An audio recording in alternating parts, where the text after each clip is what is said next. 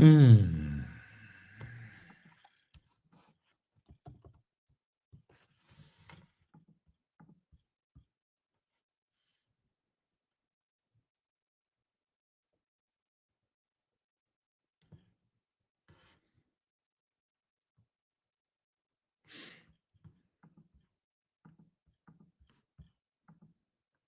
Okay, hello everyone. I'm live and ready. Like auto accept guest request. Super fan. Welcome. Okay, so let me just check. Nobody's live yet. If you're on Facebook, if you're on Instagram, please let me know so that I can go live and make sure. This is Cobus Visser the Viking. I stand before the fire where lies are burned and truth is forged. Here we do not bow to comfort, we rise in courage. That's what it's about. Just giving everyone a chance to join and be ready. If you're on YouTube and Facebook, please let me know. I'm just waiting for my guest speaker tonight. Coach Phil is going to come up and he's going to be ready for us to join so that we can do that. Just want to check, guys. So sorry if you are waiting. I just want to check why is my Instagram not going live.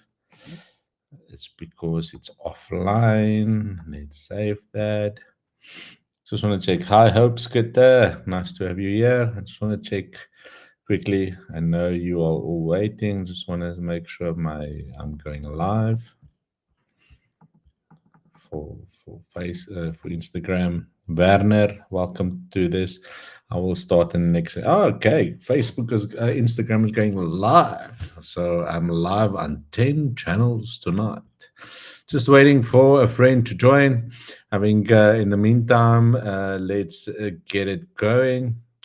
And for those on Instagram and all of the channels, welcome. So let me kick it off. Guys, this is Cobus Visser the Viking. I stand before the fire where lies are burned and truth is forged. Here we do not bow in comfort, we rise in courage. We do not whisper, but we roar. Each word is a strike of the hammer, each opinion is a spark on the anvil. This is not for the faint of heart, this is for those who dare. Whatever it takes, the fire begins now. I hope you are ready to talk about tonight. Guy, nice to have you here. So we're gonna talk about. I'm currently in a town by the name of Moriesburg. Does any of you know where Moriesburg is? I want to know who of you know where Moriesburg is. I'm staying at a place here in Moriesburg. Just want to check if you knows where Moriesburg is. Guys, I just want to share quickly with a few people that I'm live and I'm ready to rumble. I see if a few of my friends are online, so I just want to quickly do a shout out to all of them. Nikki, XO. Nice to have you here. So just waiting for a friend to join. I see. Oh, I was already in the last one. Let me log out and reconnect. He's coming to my savior. So let me know who do know where Moriasburg is. Please comment. Let me know. Cooper, Santel, please let me know what you think. I see I have a few people on Facebook. Who of my friends on Facebook is watching? Please send me a comment. I want to know where you are. Who's watching with me? Because remember, I can't see. I'm on a software that live streams to all of them. So let me just also edit my live stream. See if I can do that. No, I can't do that. Okay. Who is watching? Hello, Jogan. Man, show sugars. Everyone is on here. I'm excited to have all of you. We're gonna go live now. Let me know, Mariasburg. So I've been here for the week. I've been working with the municipality, the West Coast District Municipality, and what we've been doing is we've been strategizing of how to grow the brand. Hi, Jack Versace. So it's all about strategy. Someone said to me, Cobus, you go on fire when you talk strategy. So that's their logo. West Coast. Vescus is it called? Can't give you the secrets add to the stream. Okay, Coach Phil is gonna be on now. Okay, guys, I'm gonna switch the camera now. Okay, let's see. Where do we switch camera? Flip camera. Coach Phil.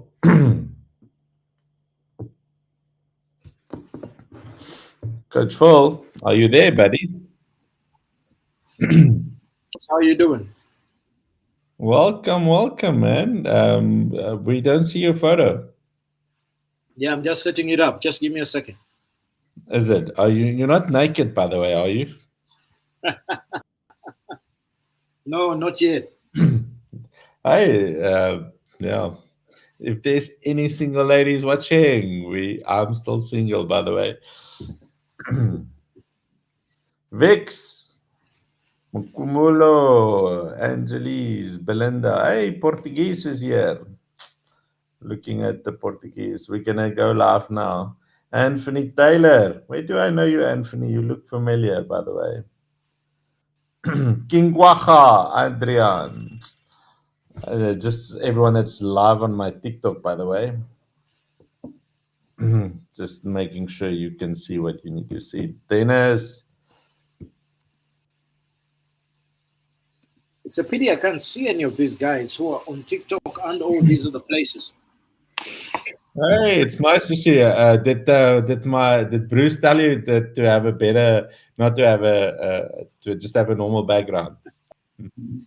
Yeah, changing it a little bit. Changing it a little bit. So, how are you? I'm tired. It's not my birthday, by the way. So you just know it's not my birthday. I'm only turning 43 on the 2nd of November. Are you going to sing for me? Definitely. We're going to do more than sing for you. We're going to do many more things. We know what you like. We know what you like. Make sure that we do that for you. How's everybody else doing? How many guys do you have? Whoever is watching everywhere, how are they doing? I see people are watching on Twitch, Facebook, YouTube, and TikTok. Let's go. But people are Let's go. stingy with their comments, eh? They are like, I don't know why. It's like, guys, ladies, those who are watching, I know my hair looks like a wave. You can surf on it, but buddy, I just got home. Thank you for waiting for me. It's been a long day. It's you can see I haven't had much sleep. I haven't slept in the last 3 days. I think the maximum sleep I've had was 3 hours a night since Monday. Last night I was in pain. Just, and I think, one topic, I don't know what we're talking about tonight. Maybe it's about mental health and burnout. And I think, if I feel this way, how many other people are feeling this way as well? They're in corporate. We're in the end of the year, and that's why I have you on here tonight. To just let's talk about peak performance and balance, and how do we get going. So for those who don't know, this is Coach Phil. He's the one and only Mr. Intelligent Performance, Peak Performance, all the way from the United States. He's originally from Uganda. Man, this guy, my team is addicted to your energy, by the way, Coach Phil. How do you keep it up? Well, it starts with the reason why it's got to be kept up. There's a reason, and the reason is that we're here to serve. And I always tell all the clients that when we engage with leaders, I will tell them that they have to look after themselves for the sake of everybody else. You have to look after yourself so that everybody else is. And for that reason, Yes. I am very deliberate about energy expansion. I'm very deliberate about how much time I spend on doing things that either take energy away or like maybe 5-6 years ago, I used to go through the episodes of 3, 4, 5 hours a night, especially when it's a big project. And then I realized that it's not sustainable. You do it once in a while, but eventually you have to really look after the system. If you're going, the first thing is to understand why it is important. Why is it important to look after yourself? Because if they want enough, it doesn't matter. There are so many people who pretend about it, but because they don't understand the why, they never do it. So for me, the why is important. Why does coach feel a certain level of state and energy? Because I am designed to serve other people. I can't serve other people if I cannot. It's the same thing with you. You're struggling right now because you're in the service of other people. But I know that in a couple of days you're going to close off, and because you know it's important. Otherwise, if you continue like this, in 3, 4, 5 days, we don't have Cobus, and that is not good to nobody. So first thing, why you have to look after yourself. Yes, like this weekend, I think you manage your energy. It's to push hard, but also to rest. So tomorrow afternoon till Sunday, I'm not really doing much. Yes, I'm with a friend, but I'm relaxing and I'm resting. I'm recharging at the end of the day. So I think that's important. But tell me quickly, a lot of leaders, and I think in businesses today, especially after COVID, and people working at home has been expected to work after hours and push hard.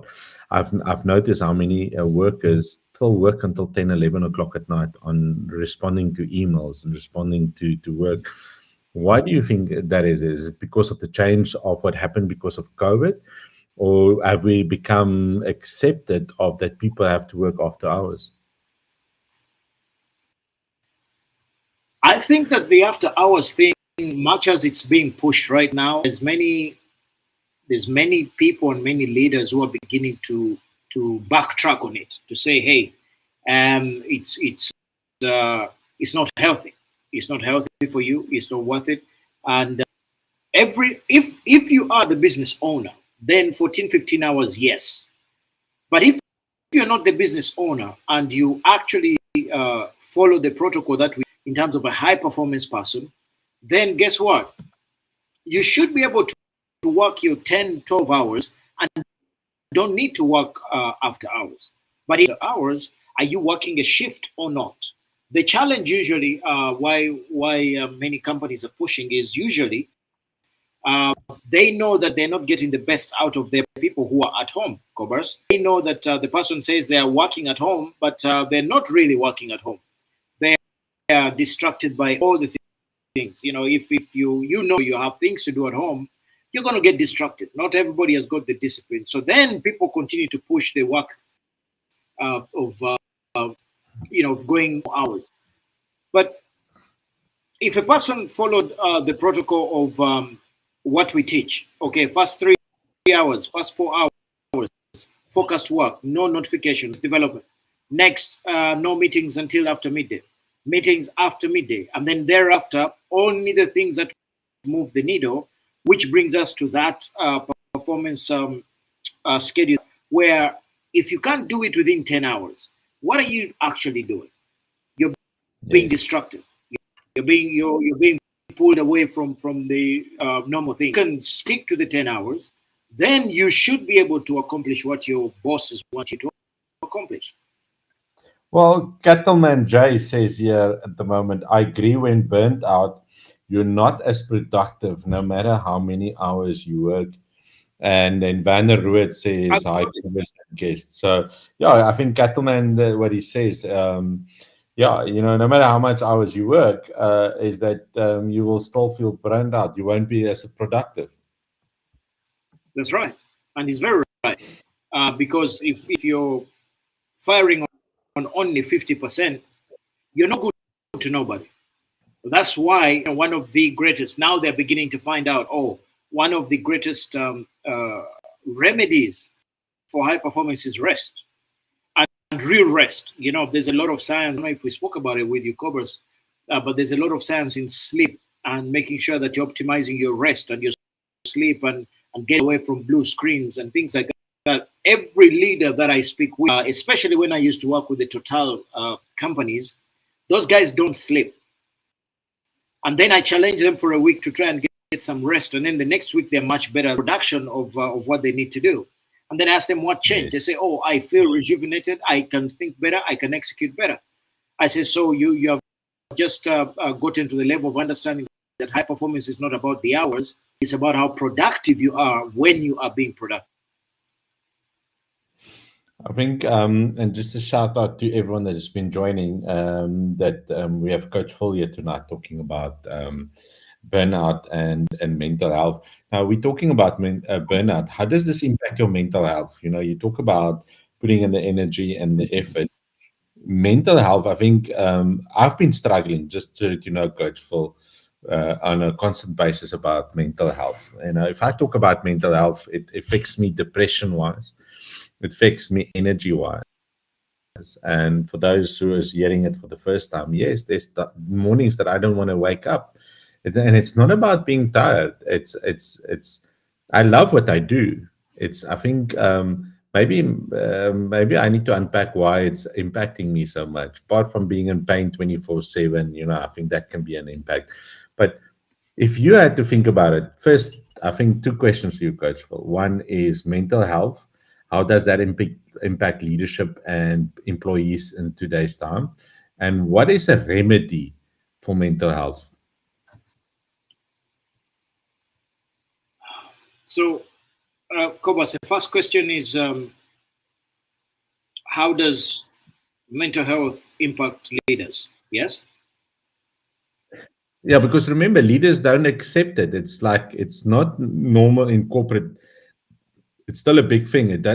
Medical doesn't accept really mental health that big. Yet there's a lot of drive around mental health. How does this impact performance in business? Okay, so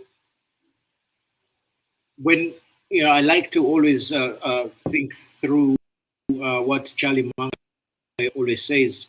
He says, find out all that you could do to screw up your business, and then don't do any of them. So when there is mental health within the leadership, the leaders got some mental health issues.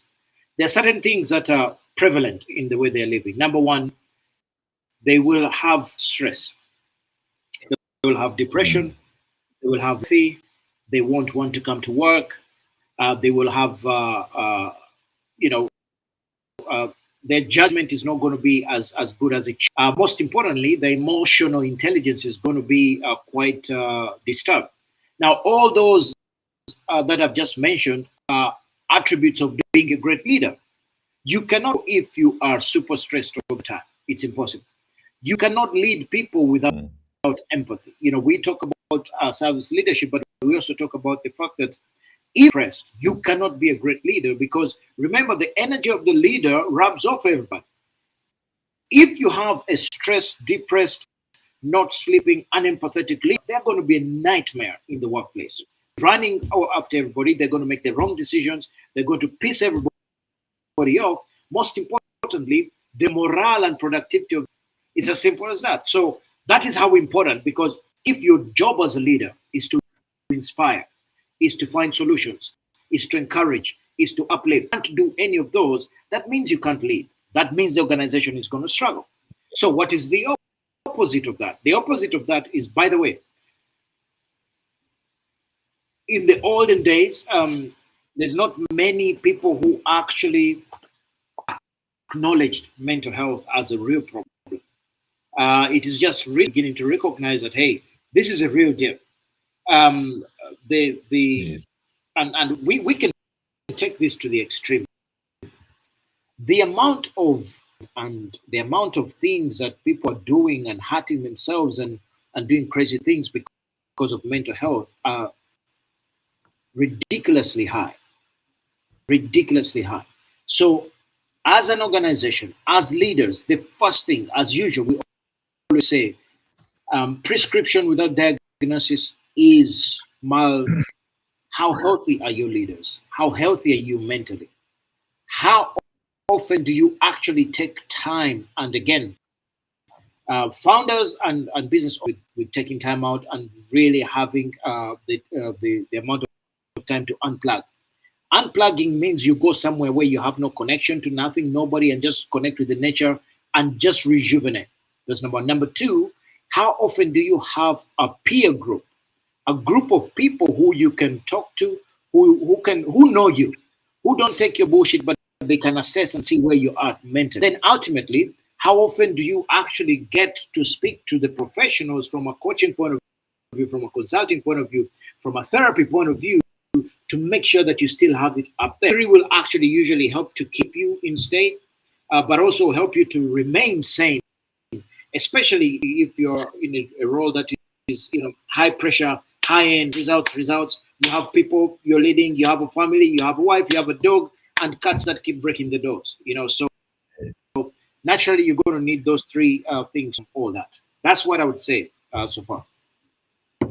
I think from my side, what I've noticed is that when people are struggling with mental health, is that they impact the people around them, because the way they talk, 100%. their attitude, the energy that they're bringing in, really impacts it. And one thing that I notice also being part of my own life that has impacted me is because I'm alone. And one thing that has helped me in the past, and I just want to put it out there, and I spoke to someone tonight who was struggling with the same thing, is that having someone to be as a soundboard. It's not necessary to have the other person give feedback. It's someone to listen to you. And I think that's what businesses maybe is missing out. It's not someone in the business, someone bringing outside from the business that is just there to listen.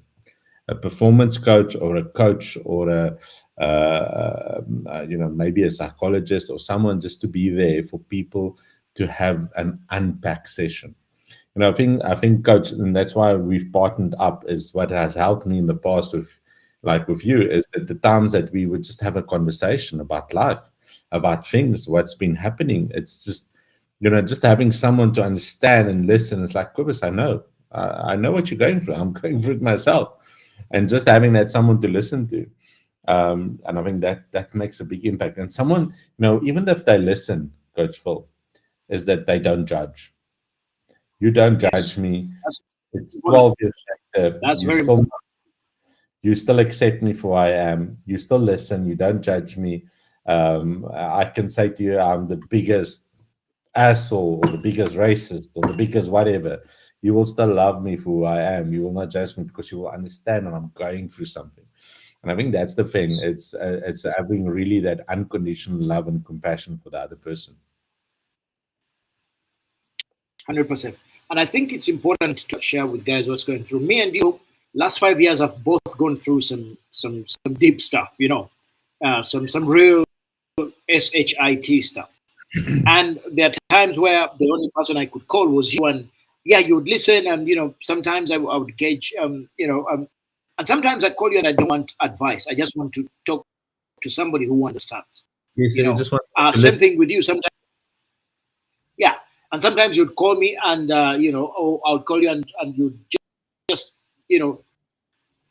put it all, man, coach, I'm going through this, I'm going through that, I'm doing this and that, and this is going on, this, and I'm like, okay, and then I don't even advise. Sometimes I say, you know what, it's going to be okay.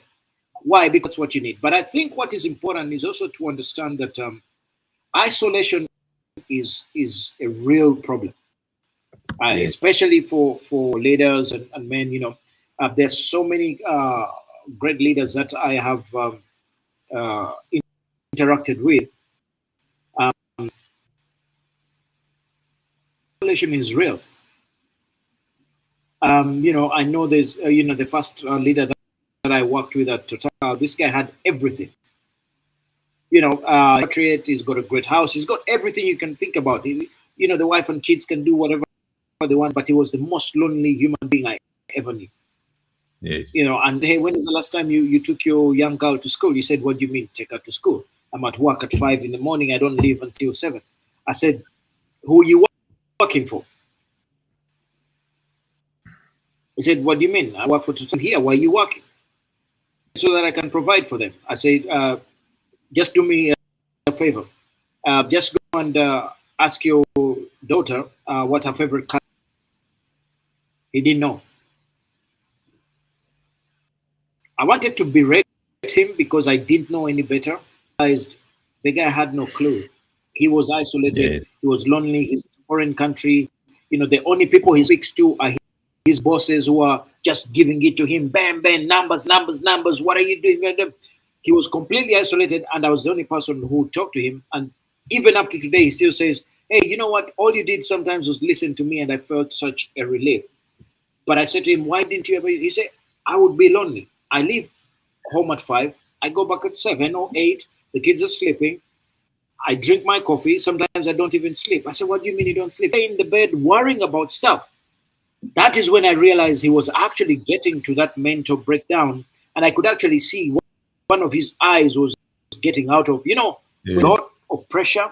His eyes were getting out of, focus sometimes. So I said to him, "What's going on?" I forced him. I actually forced him to take a holiday. And he was so about getting off work for a while that even going was a problem. I got him to book a ticket. I got his PA to book a ticket. I got a resort for him. He actually went. The first day he was there, he hit me so many text messages. "You are this. I don't think you even know what you're doing. What kind of consultant does this?" By the third day, he's sending me love notes while he's on the beach chilling. He said, "This is the best thing that ever happened to me." I said, "I know." But the whole point is that when he came back, he was a better leader. And since then, we've been friends for 10 years now. What's the point? You cannot isolate yourself, because when you isolate yourself, the only voice you have is your negative voice going on. And that always is never a good thing. And I think that's why it's important, Coach Phil. It's that leaders need to understand that people are going through mental health issues, what level they are in, either if it's burnout, either if it's attitude, negativity. And that's why as a leader can't change it. It's like a child don't listen to their parents, right? The parents are there to create the discipline and consequences, right?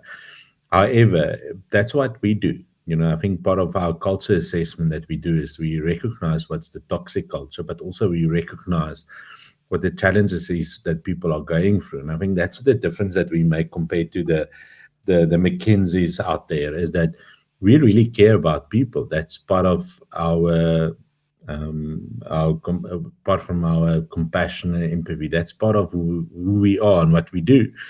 I think we love people, right? And guess what? I think that's what makes us different.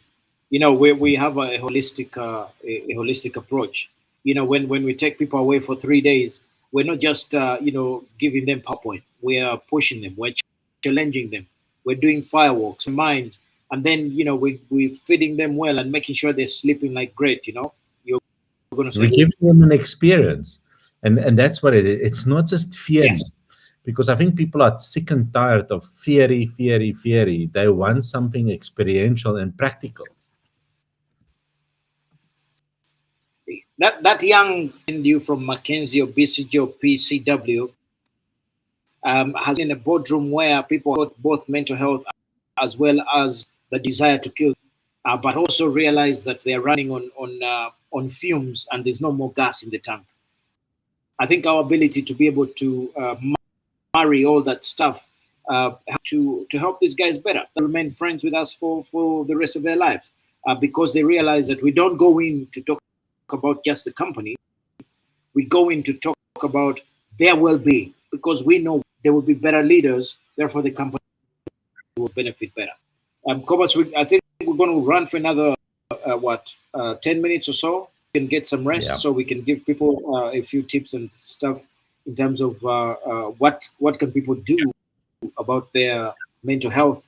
What have you done in the past that you could pass on that would help anybody listening who's feeling like I associate. By the way, half the time you don't know you have mental health issues. When I went through my sessions, I would go to this therapist and she would look at me like, "You actually have a problem." I say, "What are you talking about? I'm good. I can drive. I can buy stuff. What is wrong with you?" say exactly, because sometimes people don't know. But what would you say be 3 or 4 things that people could do different? Thank you for that, coach. And I think knowing that you've been through it as well, one thing of me that is that you have to understand you're going to have ego, especially if you're a male. Now, look, I'm talking from a male's perspective and not a female. So, male's perspective, we have egos. We believe that we are strong and it will never happen to us, and we're full of ego. And it's to understand that it's not when someone asks, "Are you okay?" that you give the normal answer, "Yes, I'm good," and you. That's the normal response. So I think one thing that to realize is that we need to delve deeper when we're like, "Are you okay? Okay, am I really okay?" Now, how do we do it? Is one is we need to realize, am I okay in relationships? Cobus at the moment, shucks. On the romantic relationship, I'm a 0. On friendship relationships, I'm a 4 because I haven't given a lot of energy towards my friends. With my coach, I'm probably a 5 that I need to spend more time with my coach. And I think one thing, like with you, coach, is that I realized that in that process, when I start measuring just on the relationship parts, like, shucks, I'm low. It, things won't change if you're not willing to put in the effort, right? If you're not willing to admit that I need to talk to someone and having that confidence. And I think sometimes it's that belief that, Coach Phil, I can pick up the phone and I can have a conversation with you and like, damn, stuff, everything is in shit. A while ago, there's another friend of mine, I don't think you've met her, Santal Kading, is that I would pick up the phone. She's going through a difficult time. And guess what? I was also going through a difficult time, and we could listen to each other. It's about, I think, if I have to use the example of a dam, there's a dam wall, it's filled with water, and the water never flows out. Guess what? The water will become toxic, it will become rotten.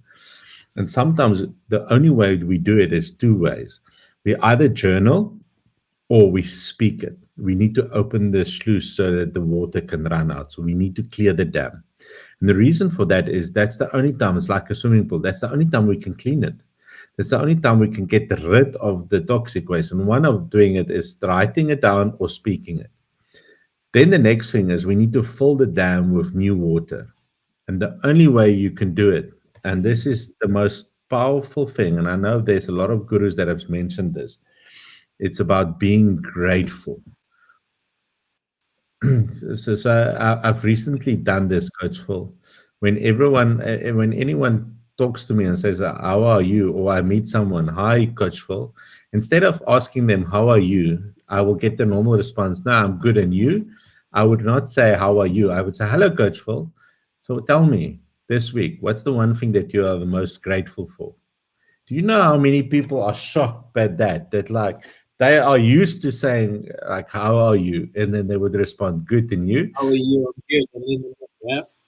But asking a question, so today, what happened? Even what happened that you are so grateful for that happened in your life today? It now forces you to start thinking about it, and that was a game changer in my life. And now I'm doing that to other people instead. When I WhatsApp them, when they say, "How are you? How are you?" I'm like, I'm grateful for an amazing day. What are you grateful for today? Just that mind switch really puts you in the place of Yep. that you look at the world differently. Now, I'm not, I can give a lot of tools, meditation and all of that. But if I can leave people with 2 things today, one is empty your mind of all the negative thoughts, right? And secondly, fill it with gratitude. And not necessarily just you writing it down or saying it, but when every person that you meet, you ask them, "I'm grateful for being alive. What are you grateful for today, Coach Phil?" That really gets them to. It snaps them out of their trance. The Yes. trance of "I'm good, thank you, Yes. Maria." No, it snaps them out, and they have to actually stop and think. They have to go inside to really find that answer. Those are fantastic too. So be grateful. And what was the second? Empty, It's empty the negativity. Yes. empty yourself, empty Okay. your mind. Yes. The negativity. Beautiful. Beautiful. Okay, I think that that's a good place for us to say thank you. And is anybody out there, if you're struggling for something and you're for somebody to talk to, like a big brother, or yeah, I think we can pass as big brothers. If you just reach out, just reach out and say, guys, I just need to talk to somebody. It's not going to cost you nothing, and we'll be happy to just have a chat. We're quite open. You can come and just vomit everything that is bothering you, because we don't know each other. You don't even have to tell us your name, but we'll be able to have to be a sounding board for you. You can talk through things, and we see if we can support you. All right. I think as well, Coach Phil, is two things. One, if you're an executive or you have an executive team and you need someone to soundboard, me and Coach Phil is the perfect guys that come and do it. If you are worried about your people and you don't know how they're doing emotionally, right? We have a culture assessment that if you reach out to us, we will gift it to you so that we can measure your team's culture to know if it's toxic and if they are close to burnout, are they experiencing anxiety, stress, and worries. That's what the assessment brings out, so that we can tell you what solution you can do to be able not only to impact your management, but also your people. Anytime. Yeah. All right. Cobus, I don't know if anybody asked any questions. Did you see anything on there with anybody with any questions before we go? We got just a few likes and people agreeing with what we say, and a few people like Vanner Roet that says hello, and Cattleman that says hello, and a lot of people that have just been joining. And I say, hey, Cattleman is still watching. A few people are still watching, but nobody has really commented much. Just hello, appreciate you, agree with you, just a normal thing. So from my side, I Coach Phil, I think thank you for your time again. Just just to ask you a question, Coach. You are that side and you've been through a lot. If you had to share with me, you know, this this past maybe this past month, if you had to reflect, what's the three things that not only what you're grateful for, but some wins that you've had that you can share with me? three things I'm grateful for last month. And Is that or what you asked? or some wins that you can celebrate. Of things. Number one is I am every day I am much more aware of the fact that the opportunities we have in this world are endless. There's so much opportunity to serve. There's so much opportunity for everybody out here, everybody everywhere. That only thing that stands in our way is ourselves. Yes. It's just our stopping in belief. Number two, I am grateful for the fact that every time I speak to a colleague, a friend like you, it's always opening up or getting me to think about more you do when there's two of you or three of you. I used to have a very close mindset. Oh, I am Coach Phil, and this is my thing. Most of the guys who go to the next level, they have a great mastermind around them. They are always tapping into somebody else's energy mindset, which actually multiplies what they can do. And then I think the final one is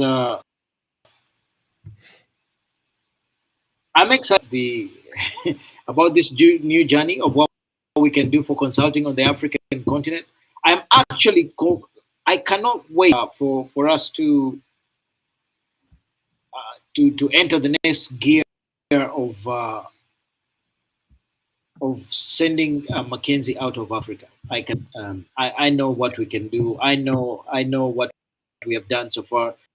We know that between me and you, we've done more than 200 for companies, and I'm wondering if we were able to do that when we didn't know what we know. How about now? And I think that is a great place to be. Life is more. There's more. I'm excited about the future. I'm excited about what we're doing. I'm excited for the fact that you look for those opportunities, the more they open. How about yourself? Yeah. Before I answer, You're most excited. before I answer that, there's a question, Coach Phil. It's from Cattleman J that lives in Canada at Yes. the moment. He said, when you are building something on the side and working full time, how would you manage Yes. your Okay. I'm going to assume that full time is. We have answered this question before, Cobus. So I know you have a great answer for it. But I when I'm coaching consultants and coaches who are beginning, but they have one foot on still in the job, I always say, okay, you work 8 hours. Okay. So we have 8 hours for work, and then let us say that you put 2 hours to travel. So that's 10 hours. Work and travel. And then minimum sleep. Okay. Um, I've done this calculation for so long, and I'll give you some mental tips, but let us just work this out properly. So 8 hours work plus 2 hours traffic. That's let us say food and what and eating and all that stuff is another 2 hours. That makes it 12 hours. Okay, you got 24 hours. 24. Okay, so take off 6 hours for sleep. So how much do we have left? 4 hours How many sleep? hours do you? 4 hours. You see, that's why you're struggling right now. I don't want you to do any more 4 hours. Okay, let us give you 5 hours, depending on where you are. But we always aim for 8. So that is 12 plus 4 is 16 minus. You have 8 hours. I'm not going to assume that your life is so perfect that you have 8 hours to sit there and do that. I'm going to assume that with a few distractions here and still have about 6 hours. The challenge is not you don't have the time. What was a gentleman or lady's name? Cattleman J. Jay. The psychology behind it is to be very, very, very deliberate what you do with those extra 8 hours. What do I mean? Cut out partying, cut out silly conversation, cut out going out, cut out, if you have a family, you still have to give them their 2 or 3 hours a day. There's no two ways about it. You still have 5 hours. Don't go to unnecessary meetings. Don't do stuff. But most importantly, get off this thing. This thing is a complete freaking dream killer. Don't watch TV. Don't watch no business. 5 hours every day on your business, 5 days a week. That's 25 hours. 25 hours on your business every week is a lot more than many people do. Now, what you do is during that sacrifice, as you put in more hours on your business, this is the important things in the business. What are the most important things? Number one, a great product. Number two, great marketing. End of story. If you put 5 hours every day on your product and marketing, every freaking day, at weekends too, it won't be long before you can more than your job. And then when you do that, then you have the ability to switch off. So usually it is not, oh, how do I do it? No, it is selfish focus to say, I don't care what else happens. I'm not going to do anything else except work on my business. That means you either get up a little earlier, or when you get home at whatever 5, 6 o'clock, you kiss the wife, you play with the kids for hours, you eat a meal, then you go and somewhere in the basement and you work. Then you wake up 2 hours early, you put in the other hours. That is the way I would do it. That's the way I did it, as a matter of fact. And yours, I have children, I have a wife, I have a job, I've got to go basketball, I've got to go football, I've got to do all these things. And still have to serve. So with you add. I think it's to realize, coach, that you have to make sacrifices. It's not going to just happen. That's the word. And I think as That's the most people don't want to do the sacrifice. Being an entrepreneur and business owner, to get to business owner, an entrepreneur has to sacrifice time. I know when my dad started his business, he was a policeman. He would work weekends, he would work nights, he would be up early mornings before work to do deliveries so that he can go to work. My dad really worked hard, and I saw there the sacrifices he made.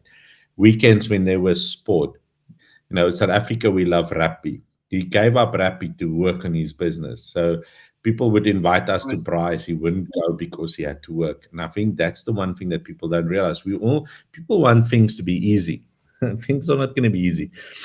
I always say short-term pain for long-term gain. If you are willing to go for the first 5 years in pain and sacrifice and give it all, and focusing on sales and marketing. Yes, product and service, there's a few things, but they're also the main foundation, sales and marketing.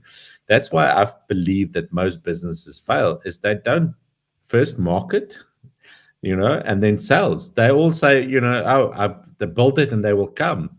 But most people, they need to realize, if you're in your own business, you have to freaking sell. If you don't know how to sell, you have to go freaking learn how to sell. I had to learn how to sell. Fuck, I Yeah. had to learn. Yeah. The word. So, I think the word there is. Yeah. Ask them. Does that make sense? Does that help them? Ask if that has answered their question. He says, perfect, makes sense. I appreciate the advice. Good job. Okay. Any other questions? Are we good? I think we're good. I think we're almost an hour, so I think we can call it. We had a good session. I think that's important. We had someone that we answered question, and I think, just a shout out to everyone that has joined, and thank you for joining us. We will keep getting this going. I think Coach Phil, I think if you have anyone that you would love us to invite to interview you as a guest, start thinking about someone that we can invite and have a conversation with, even if it's a previous client that we can set up one night and send them the link and just have a conversation, because I think it's it's about being authentic and being real, and we're not here to bullshit. We are here to really share. And I think for those who are watching, please like, comment, and share. Put your comments in. It's important for us to know that you've watched. Like it so that we know you've liked it. And then also, if you share it, it just we can reach so much more people with the message we have. You got it. Yeah. Any last quote that you want to say, Coach Phil, and goodbye, and then I will close it off. If you're not willing to pay the price, then you'll never have greatness. Yeah. Mine is, and in life is, stop having excuses and blaming the system. Do whatever it takes. Every day. I knew you'd throw that in. Amen. Hey, you have a good one, my man. And regards to everybody. Thanks, everybody. We'll see you soon. Cheers.